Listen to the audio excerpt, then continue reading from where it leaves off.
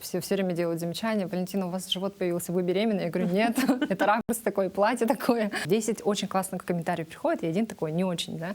И ты думаешь: о, Господи, все, меня никто не любит, да, вот было очень много людей.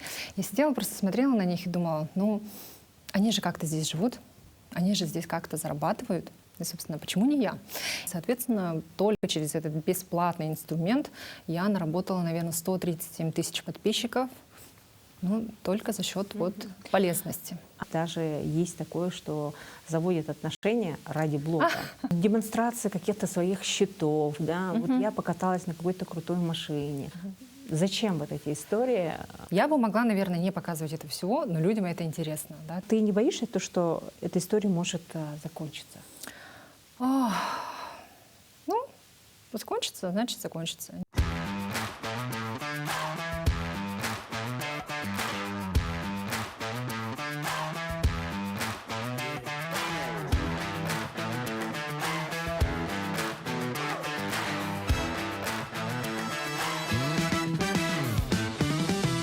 Добрый день, у меня сегодня в гостях основатель онлайн-школы Валентина Верт. Валентина, добрый день.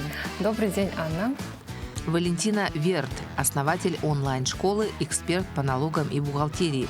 Имеет блог в 200 тысяч подписчиков. Приглашенный эксперт на федеральных телеканалах и автор экспертных статей по финансам и налогам крупных российских порталов «Клерк», VS.ru, Daily Storm, Тинькофф Журнал, ВТБ и другие. Родом из поселка Батагай Верхоянского района. Окончила финансово-экономический институт СВФУ по специальности «Банковское дело». В 2012 году в 23 года открыла свое бухгалтерское агентство, которое за 5 лет стало одной из крупнейших бухгалтерских агентств республики. В 2020 году в партнерстве открыла онлайн-школу «Бухгалтер на фрилансе», которая на данный момент обучила уже более 3000 учеников по освоению профессии бухгалтер. Думаю, многие не знают тебя.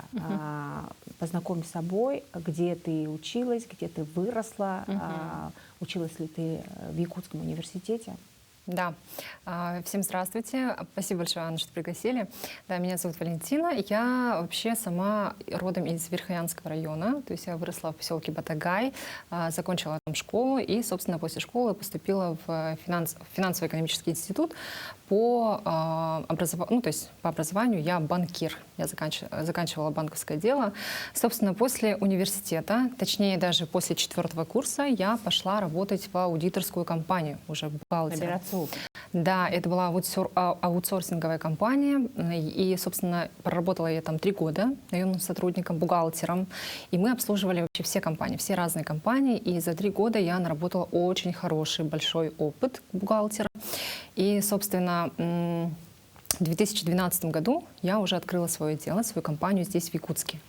Компания называется «Бисквит», она до сих пор работает, но к моменту переезда уже в Москву, так как я сейчас живу в Москве, я продала свою долю и, собственно, открыла уже компанию там в Москве. Здесь я проработала в своей компании лет так 5, я так думаю, вот, и мы были одними из самых крупных уполномоченных бухгалтерий в Якутии. Через нас проходило 1500 услуг в год. Это очень много на самом деле в рамках республики. Вот.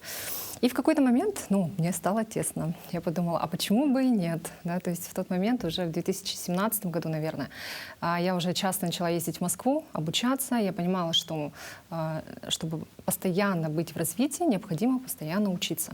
Это прям кредо, наверное, моей жизни, потому что я до сих пор много учусь, потому что рынок быстро меняется, тренды быстро меняются, и для того, чтобы не отставать, необходимо брать откуда-то новые знания. Вот. И, собственно, в конце 2017 года я уже подумала, а почему бы и нет? А почему бы и не в Москву? И каждый раз в моей жизни после этого вопроса у меня начинаются, то есть, самые, наверное, веселые приключения в моей жизни. И таким вот образом я приняла решение в конце 2017 года и переехала в Москву. Да. И вот ты писала то, что первое время было, конечно, очень трудно. Конечно, я там никого не знала. У меня там была одна подруга, я, то есть, останавливалась у нее на несколько дней, пока я не нашла там квартиру в аренду, и вообще не понимала, как начинать в Москве. Москва же такая огромная. И те инструменты, по которым мы продвигались в городе Якутске, они не работали там в Москве. То есть здесь можно было там в офлайне пойти там тоже на обучение, на мероприятие, рассказать о себе, что ты бухгалтер, и к тебе обращались. Собственно, вот таким вот образом мы продвигались. А еще у нас был баннер напротив налоговой. Мы получали разрешение, помню, очень долго. И, собственно, этот баннер тоже нам приносил очень много клиентов в тот момент. Вот. Наружная реклама работает. Значит. Да, наружная реклама у нас работала хорошо, и, собственно, люди приходили, клиенты приходили, вот. А там как, ну, то есть непонятно, люди совсем по-другому думают, то есть в рамках, ты же не пойдешь там листовки раздавать, да, то есть, грубо говоря, вот. И я там арендовала офис, ну, то есть у меня была какая-то финансовая подушка. Какие шаги были, да? Да. Ты пошла учиться, Да. окружала себя интересными, яркими, Да. быстрыми людьми, да, быстродумающими людьми. Я сделала следующим образом. Ну, я такая резкая, ну, то есть достаточно смелый был шаг на тот момент. Я пошла на обучение по бизнесу, который стоил тогда 450 тысяч рублей. Для меня это были очень большие деньги, то есть в рамках Якутска я еще никогда не тратила столько денег на обучение. Но это обучение, то есть там учились предприниматели. И, собственно, я понимала, что я могу там пойти и набраться опыта и узнать у них все, как они делают. Собственно, так оно и произошло. То есть я пошла туда учиться, я познакомилась с людьми, и они меня уже начинали упаковывать. Валя, сделай так, Валя, там, создай сайт обязательно, продвигайся через Яндекс.Директ, ну, то есть через сайт, грубо говоря. Я сейчас не буду в подробности входить. Ну, в общем, можно было продвигаться через сайт. Например, в Якутске, ну, никогда я об этом не думала, что можно там сайт продвигать и за счет этого получать клиентов. Вот. Это был один из инструментов. И второе, я там запартнерилась с ребятами, которые регистрировали компании, которые работали с Центральным банком, и они мне поставляли клиентов за какой-то процент. Мы с ними так договорились. И, собственно, таким вот образом я наработала первых клиентов. Чисто история проявления. Ну ты, да, нарастила сейчас очень большой блог, 200, по-моему, 200 с лишним. Да, 212 тысяч подписчиков. И ты присутствуешь не только в запрещенных соцсетях, да, но и ВКонтакте, по-моему. ВКонтакте есть сообщество, Яндекс.Дзен. Яндекс.Дзен у нас есть, да, есть в Телеграме, да, есть, продвигаемся, да. Вот как нарастила ты свой большой блог? Да, об этом я никогда не рассказывала, да, то есть делюсь только в рамках, наверное, этого интервью. В принципе, я первый раз даю интервью, как устроена внутрянка, наверное, моего бизнеса, вот, поэтому я вначале, когда уже поняла, что блог нужно продвигать, мы закупали рекламу. Это делают отдельные люди у нас в подрядчике, и, собственно, они покупают блогеров, и таким вот образом мы вначале начали продвигаться и набирать аудиторию, так скажем, во всех социальных сетях, в том числе и в запрещенной соцсети. Вот. А сейчас, буквально, наверное, с прошлого года, с осени прошлого года, я снимаю экспертные рилсы в запрещенной соцсети. И вот это... Это короткие видео? Да, короткие видео, полезные видео. Действительно, мы раздаем там чек-листы, разные гайды, чтобы люди тоже то есть, получали какую-то пользу. Вот. Собственно, через этот инструмент пришло очень много людей. И, соответственно, только через этот бесплатный инструмент я наработала, наверное, 137 тысяч подписчиков, ну, только за счет вот полезности. А из 130 тысяч подписчиков кто совершил покупки? Вы отслеживаете? Да, это все отслеживается, это все просчитывается, так как мы обучаем профессию бухгалтера, да, с нуля, чтобы люди осваивали и переходили на фриланс, на удаленку.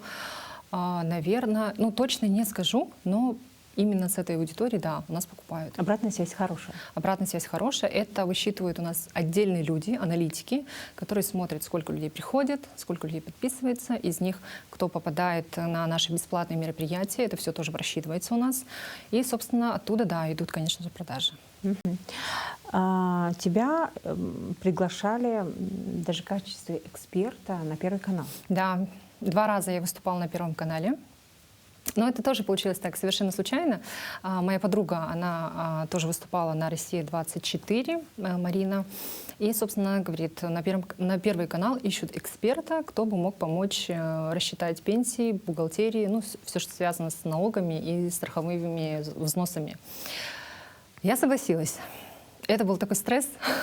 Это вот не как сейчас, например, здесь очень уютно, комфортно, все свои, да, ты По-домашнему. ощущаешь по-домашнему, да. А там прям стресс, потому что они говорят: Валентина, сюжет будет через 2 дня, надо просчитать пенсию. Ну как бы я эксперт в бухгалтерии, в налогах, а пенсия где-то около того, но все равно нужно готовиться, вот. Поэтому это был такой стресс, надо было быстрее ходить, ну, то есть искать информацию, подготовиться. А еще они вот сделали, знаете, какую фишку? Я говорю: хорошо, тема такая, я подготовлю. Какие будут вопросы? Ну, то есть хотя бы примерные. На что они мне ответили? Мы сейчас вопросы не раздаем, так как нам важны ваши эмоции. Я такая: понятно. Какие могут быть, в принципе, эмоции, Шла в когда никуда, ты, да, получается. считаешь пенсию? Не знаешь, да? что будет. Да, и это было стрессово. Это было очень стрессово, да. Но сюжет получился хороший, я считаю. Там буквально сюжетики получаются на доброе утро, там 3 минуты. А этот сюжет мы снимаем 2 часа, ну, примерно. И вот А подготовка еще 2 дня. Это классическая история. Да, это очень большая работа, на самом деле, поэтому я прям восхищаюсь вашей работой, и это действительно большой труд. Вообще хочется узнать о масштабировании, да, о шагах, потому как в предварительной беседе ты сказала, что сперва познакомилась с девочкой, которая на проценты тебе помогала упаковывать продукт, да, да. а сейчас вы в партнерстве. Да. Получилось так, что я наняла таргетолога, который бы продвигал мои курсы через запрещенную соцсеть. И она потом пошла учиться на продюсирование и, собственно, предложила мне упаковать меня как эксперта. Я говорю: давай. Там был вначале такой маленький процент, так как она только начинала. И, собственно, ее знания помогли, вот хорошо, действительно, какие-то инструменты продвижения сработали, и стало понятно, что действительно это серьезная большая работа, и она уже внедрила вот систему, продажи, маркетинг. Я, например, отвечаю за блог, я отвечаю за продукт, за обучение, я сама все пишу, но она, ну, то есть я не продаю, то есть все это делает, например, она. Все цифры считает тоже она. Вот. Поэтому таким вот образом... Разделили обязанности. Да, я туда не лезу, она сама занимается своей долей ответственности, а моя доля ответственности вот продукт, обучение и блог. До Первого канала читали, смотрели, очень много было комментариев по поводу того, что, ну вот, бухгалтера, да, уже работающие в системе, писали, что вы продаете, что вы говорите, что-то там, какие-то законы поменялись, да. Вообще, как реагировала на все это? Я сейчас расскажу предысторию, наверное, так будет понятнее. Когда я еще работала в Москве, у меня там был офис на Кутузовском проспекте, были сотрудники, и я примерно предполагала, что бухгалтерия, она может работать удаленно. Тогда еще все сидели в офисе.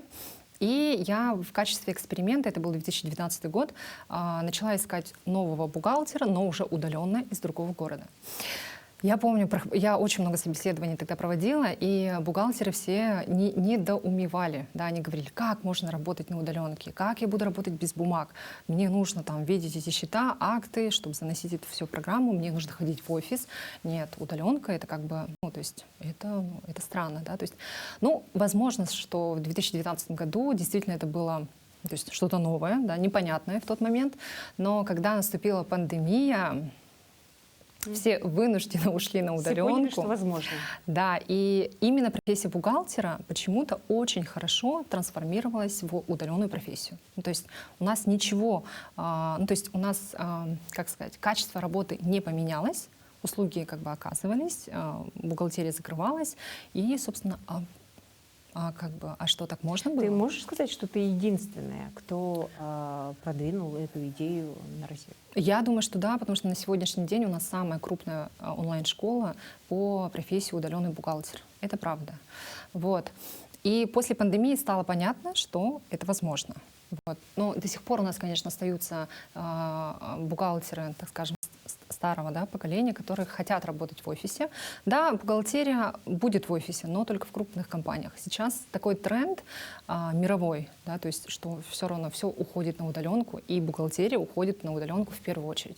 То есть мы не можем пойти против рынка. Это рынок сам туда ведет. Мы просто как бы показываем, как это делать, с помощью каких инструментов, с помощью каких программ. И, собственно, это возможность на сегодняшний день. Если пандемия помешала многим бизнесам, то тебе это все пошло на руку. Да, Я считаю, что бухгалтерия — это самая стабильная профессия. Я помню, что были кризисы и в 2008 году, я помню, 2014 год, пандемия, да, в прошлом году. Ну, то есть, мне кажется, профессия просто неубиваемая. Пока есть деньги, пока есть бизнес, то есть бухгалтер всегда нужен.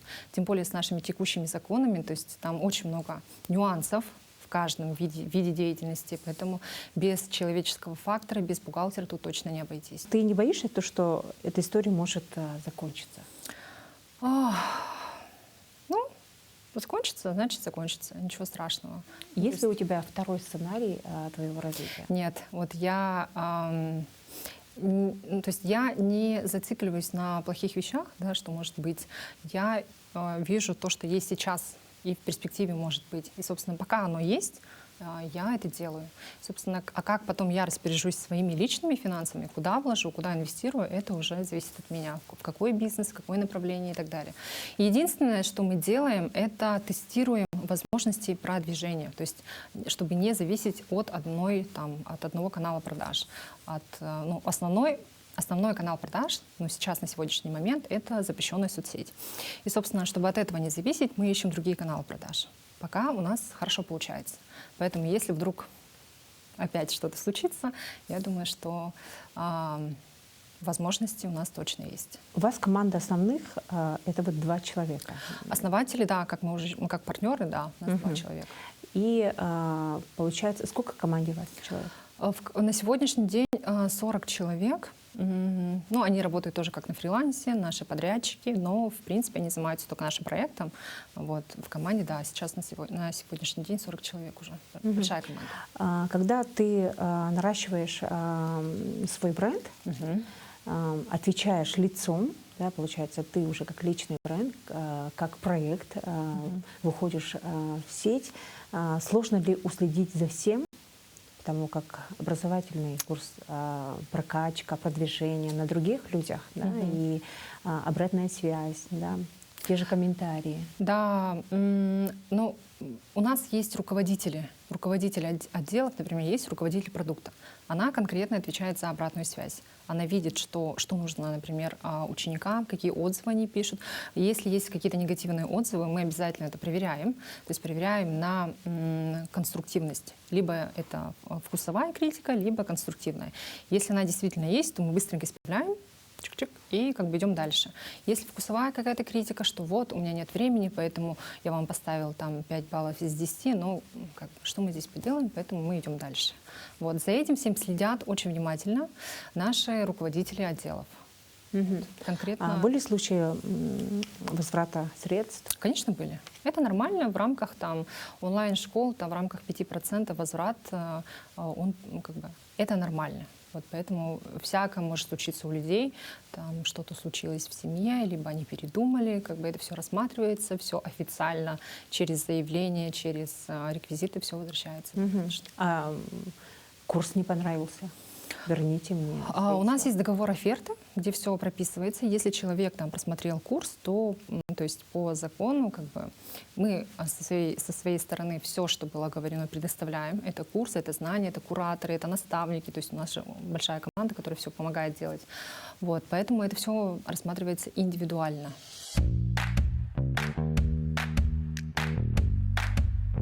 Перейдем к твоему блогу. Ага.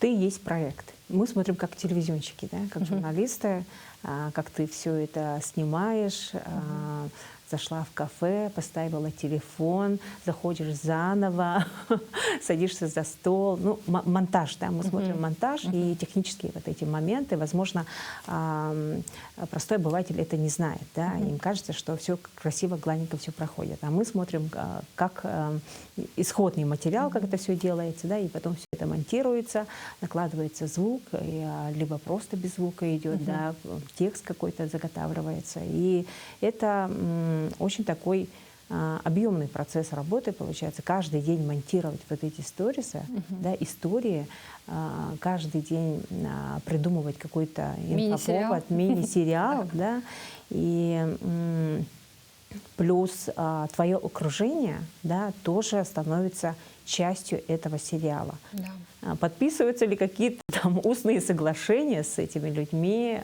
чтобы они тоже были в этом сериале. Я вообще за экологичность. То есть я, например, веду блог без хайпа, без каких-то негативных штук, без грязного хайпа, да, как говорится. Вот. Я в целом про экологичность. Я верю в то, что можно продвигаться без скандалов, без вот этого вот грязного Это пиара. и моя позиция. Да, я за экологичность, поэтому все, кто появляется у меня в блоге, я всегда спрашиваю, можно ли вас снять. Это прям обязательно. Есть люди, которые говорят нет, тогда я их не снимаю, естественно. Вот. И в целом все, все соглашаются на самом деле. Поэтому те, кто у меня появляется в блоге, они часть моей жизни, и, собственно, это все происходит с их согласия. Но человек же не всегда, особенно женщина, бывает в таком ресурсном состоянии, каждый день в прекрасном расположении духа, чтобы снимать себя, делать проходку, потом брать этот телефон, поставить уже на стол, да, и это вот какая-то выматывающая история. Но я за естественность, да, то есть я понимаю, что мы не можем быть каждый день красивыми, там, вот как вот сегодня накрашенными и при параде, поэтому это жизнь. То есть люди любят смотреть на жизнь, как она есть. Да? Поэтому здесь у меня вообще нет сложностей. Накрашена я, не накрашена. Я могу хоть как поставить телефон. У меня там все время делают замечания. Валентина, у вас живот появился, вы беременна? Я говорю, нет, это ракурс такой, платье такое. То есть поэтому это жизнь. Поэтому я как-то легко к этому отношусь и ставлю, как оно есть. Но вот если действительно мы говорим про третьих лиц, да, про других людей, то я у них обязательно спрашиваю, можно ли выложить. Либо кто-то говорит, нет, давай без меня, там, второй соглашается. Я говорю, окей, еще без проблем. Вот. Все происходит с их согласия. Вот. Но это тебя не напрягает каждый раз, возможно, там близкое окружение, да, опять она за телефон, опять сейчас будет снимать свое кино, да, и вот такой прям ярлык на тебе висит, что опасно. Опасно. Когда-то мне моя подруга говорит, когда я сказала, говорит, Валя, ты вообще не сидишь в телефоне. На самом деле я очень редко, то есть немного сижу в телефоне. Все, что я снимаю, я быстренько поставила на 15 секунд, хоп, взяла. Быстренько поставила, хоп, сняла. Когда я на встрече, когда я встречаюсь с подругами, с родственниками, я практически не беру телефон в руки. И это все делается у меня на автомате. Быстренько сняла, смонтировала, закинула там буквально за 5 минут и пошла дальше. Все, я забыла про телефон. Это просто, наверное, наработанная привычка, так скажем. Потому что в первое время, когда я начинала свой блог в 2021, вот в начале, наверное, упаковывала, я тратила на это 4 часа. Я прям чуть ли не плакала, потому что мне не нравилось, как я выгляжу на видео, мне не нравилось, как я говорю, мне не нравился голос. Все-таки был такой. Конечно, это было очень сложно. 4 часа минимум тратила на то, чтобы вот эти вот 10 сториз маленьких оформить. Это было, да. Прослушивала свой голос и думала, фу, какой ужас. Хочется у всех вас попросить прощения, да, из этой серии. Вот. Поэтому это только дело привычки. То есть дело привычки, надо просто делать, и потом ты привыкаешь. Все. Ты недавно поделилась с прекрасным событием, вышла замуж, познакомилась со своим молодым человеком. Молодой человек выбрал тебя, а не твою медиа-историю. Да? Да. Как ты договорилась с ним, периодически присутствовал в твоих историях, да, и был там? Да, действительно, мой муж не медийная личность. Вот. Но это тоже как-то естественно произошло. То есть я у него тоже по спрашивала. умолчанию. Да, я у него спрашивала, конечно, а можно я тебя выложу? Можно вот эту фотографию, можно вот. Все началось тоже по чуть-чуть, мне кажется. Сначала там коротенькое видео, там, на пол лица, да, грубо говоря, силуэт, вот с этого.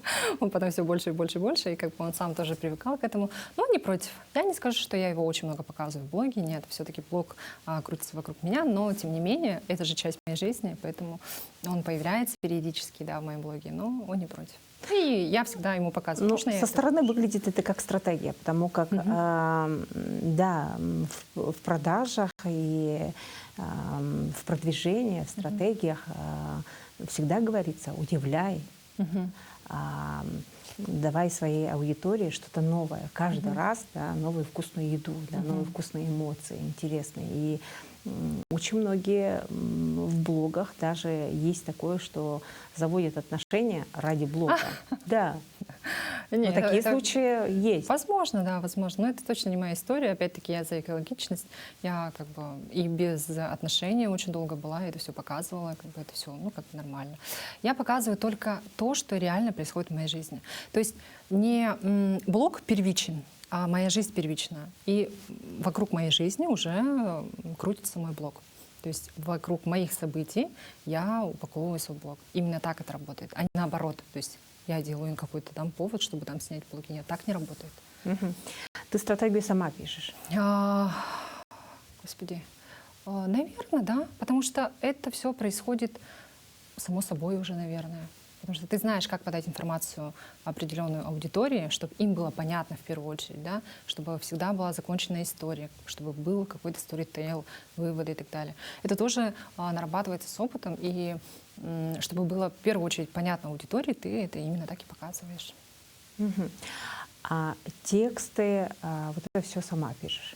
Вначале я все делала сама, да, все полностью блог. Ну, и я до сих пор сама веду весь свой блог, потому что это такая единственная вещь, которая не делегируется, да, то есть.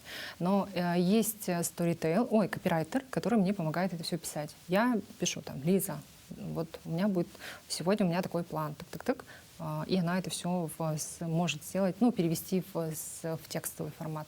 Но это все равно проходит через меня, я все равно это все меняю под себя, там, ну, это жизнь, то есть ты не знаешь, что именно произойдет именно так, поэтому, ну, как-то вот. Мгм. А смотришь ли ты какие-то другие блоги? Я смотрю и другие блоги. Я считаю, что это очень важно. Насмотренность. Это называется насмотренность. Я смотрю больших блогеров, ну, российских блогеров. Вот. Потому что действительно они лидеры рынка, значит, они что-то знают. Да, то есть они знают, как снимать, с какой ракурс должен быть, при каком свете нужно снимать, а это все очень важно. То есть я не могу снимать вечером, потому что я практически, ну, те, кто на меня подписан, видят, наверное, что я практически никогда не снимаю вечером. То есть у меня вот солнце ушло, все, мой блог на этом закрывается. Мгм. Вот. Но также в больших блогах, конечно, удержать аудиторию очень сложно, и Да. идет трансляция вот этого успеха успешного, да, что сейчас и в средствах массовой информации, и вообще на поверхности лежит такая тема, что вот это достигательство ни к чему хорошему не приводит, да, что за блогами обычные люди, обычные истории, которые просто хотят поднять продажи. Есть такое, да. Есть такое, как бы Ну вот сказать? демонстрация каких-то своих счетов, да. Вот я покаталась на какой-то крутой машине. Вот я могу Это зайти я. в этот магазин и купить красивую сумочку, да. Вот зачем вот эти истории? Это же инструменты такие поверхностные, которые лежат в принципе в каждом блоге. Да, это почему-то людям интересно за этим смотреть. Я бы могла, наверное, не показывать это всего, но людям это интересно, да, то есть ты не можешь быть полноценным блогером, как бы, да, если ты не показываешь какие-то вещи, которые ну, так скажем, как скажем, ну, вот такие вот вещи, которые на люксе, вот, поэтому, да, возможно, что я это все показываю в блоге, потому что хочу поднять охваты. Это правда, да. Мгм. Хорошо. Вообще твоя миссия, да, цель, какую цель ты для себя ставишь на сегодняшний день? Ну вот в предварительной беседе ты говорила поднять блог до номера 1 вот в своей нише, да, по России. Примерно вот в цифрах вышло. Да? Да, чтобы мы ставили такую цель. Дальше какие цели ты для себя ставишь, о чем вообще мечтаешь, да, потому как заработать всех Денег, денег, да. цели такой нет, естественно. Ну, во-первых, наверное, начнем с того, что мне очень нравится это делать, мне очень нравится вести блог, меня это наполняет, да, то есть это не то, что не выгорательная история, а наоборот наполняющая история. Вот. А в первую очередь мне, наверное, важны впечатления, потому что, в принципе, то есть я поняла, что я коплю впечатления. Это путешествия, это какие-то новые страны, это вот опять-таки очень много завязано на путешествиях, да, эмоциональных таких, вот, там, слетать в космос.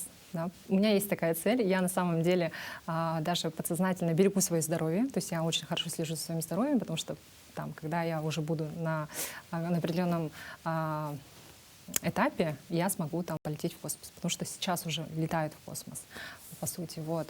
Поэтому целей таких много. Но я коплю, наверное, скорее всего, эмоции. А чтобы все эти эмоции получить, естественно, нужны деньги. Это нормально, вот. Поэтому каких-то глобальных, прям таких амбициозных, амбициозных целей нет. Я просто делаю то, что делаю на сегодняшний момент. Мне это нравится, значит, пока делаем. Мгм. А как родные относятся? Ну, сейчас же тоже есть такой популярный, используем все-таки слово тренд, да, где мама комментирует. Почему без шапки, почему в тонких колготках, да? Вообще, как реагирует твоя семья, какие-то высказывания, на какие-то реакции, эмоции? Ну, те же, наверное, вот твои поездки на дорогих машинах, да? Что мама говорит? Ой, мама сначала сидела в запрещенной соцсети, она все это видела, конечно, комментировала, вот зачем ты это сказала, да, она говорит, ну это же, говорю, ничего страшного, да? То есть была такая реакция. Потом, вот уже после прошлогодних событий, мама перестала заходить в запрещенную соцсеть, и, собственно, она прям в моменте все не следит, вот, поэтому мне уже легче. Давайте с этого тоже начнем. На руку? Да, тоже на руку. Единственное, что я когда чуть-чуть маму там показала в блоге, мама сказала, ты зачем меня сняла? Да, то есть вот мама, наверное, да, немножко ей некомфортно, когда я снимаю ее, но тем не менее я, ну, то есть если человеку некомфортно, ну как бы окей, да, то есть я не стараюсь ее там сильно снимать, показывать и так далее. Вот. Или тетя у меня была, вот недавно я ходила к тете в гости, говорит, Валюша, а тебе плохие комментарии пишут? Она говорит, я говорю, конечно, пишут, да, то есть все равно, когда у тебя большой блог, ты должна осознавать, что такие, ну, то есть какой-то процент хейтеров, он будет. Я говорю, конечно, пишут. А что ты с этим делаешь? Говорит, ничего, говорю. Ну, то есть это действительно, как ты реагируешь на хейт? Сначала это было больно, да, сначала вот, когда вот особенно Пускала получаешь... через себя все. Да, и ты понимаешь, очень близко к сердцу, там 10 очень классных комментариев приходит, и один такой не очень, да, и ты думаешь, о, Господи, все, меня никто не любит, да, вот сначала были такие, конечно, реакции, но сейчас уже все, понимаешь, что действительно 99% критики — это вкусовая критика, поэтому это надо понимать. Вот, всем людям не угодишь, тем более нужно осознавать, брать ответственность за такой большой блог, то есть и понимать, что все равно какой-то процент хейтеров он будет. Это нормально. Если их не будет, вот это уже проблема. Ты сейчас сказала, меня никто не любит. Тебе важно, чтобы твоя аудитория тебя любила? Честно, чтобы она была лояльной, да, мне это важно, да, то есть я хочу окружать себя, ну, позитивными людьми, такими же, как я. Я, наверное, не хочу, чтобы окружала меня там люди, которые ноют, да, постоянно, нет. Вот, поэтому, да, мне это важно, чтобы у меня была лояльная, адекватная, здоровая, хорошая аудитория. Ты блог начала, получается, в Москве. Что тебе мешало развиваться в Якутске? Во-первых, в Якутске я не понимала, как это работает. Наверное, так. Я не понимала, для чего я это делаю. Да, я в Якутске начала свой блог, я писала экспертные статьи на тему налогов. Моя целевая аудитория была предприниматели, чтобы они там пользовались моими бухгалтерскими услугами. Да? Вот. Но я не продвигалась, то есть как бренд в тот момент. А когда я уже была в Москве, когда мы уже начали работать над онлайн-школой на тот момент, мы уже хорошо стартовали, продали, то есть первый поток у нас очень хорошо тоже продался, вот, и уже понимали, что это основной инструмент, поэтому появилась цель, чтобы наращивать аудиторию. Наверное, так. До этого цели не было. До этого я просто, знаете, писала вот эти посты полезные, они куда-то в черную дыру уходили, да, то есть особо таких обратной связи особо такой не было. Вот. А сейчас, да, действительно, есть цель наработать аудиторию, есть, и поэтому где цель, там и результат. Но тем не менее, ты говорила то, что снимаешь у себя дома. Да. Да? Все съемки проходят, там, выгородка стоит, свет, да. телефон, да, из средств. Мне кажется, так же может и каждый в Якутске нарастить блог. Да. Я, кстати, думала над этим вчера. Почему? Но все-таки я придерживаюсь того мнения, что у местных блогеров нет цели продвигаться на Россию. Вот. Если появится цель, если они будут там закупать рекламу, да, определенные инструменты применять, там российских блогеров закупать, да, возможно, что-то пойдет. Рилсы тоже снимать экспертные на российскую аудиторию, да, я думаю, что пойдет. Я думаю, что это все зависит от цели. Если будет цель, возможно, получится. Потому что и вот я вчера думала, что из Москвы продвигаться на Россию легче, нежели из Якутска на всю Россию.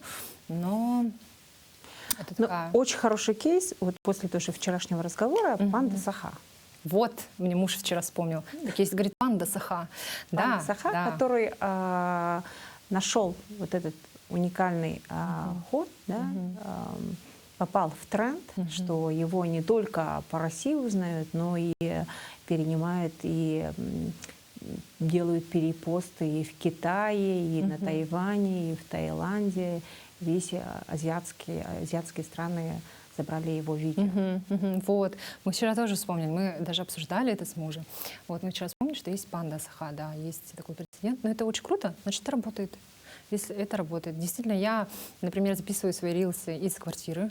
Я записываю уроки на сегодняшний день тоже из квартиры преимущественно. Ну, потому что у меня такая сфера, что нужно постоянно, каждый месяц обновлять уроки. Потому что законы меняются, отчеты меняются и так далее.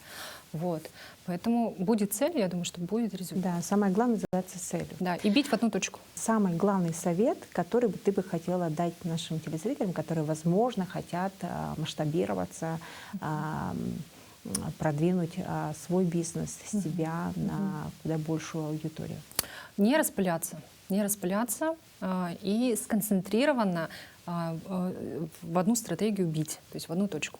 Я делаю именно так. То есть я на длинной дистанции я поняла, что то есть у меня получились хорошие результаты, потому что я стабильно, дисциплинированно шла к этой цели.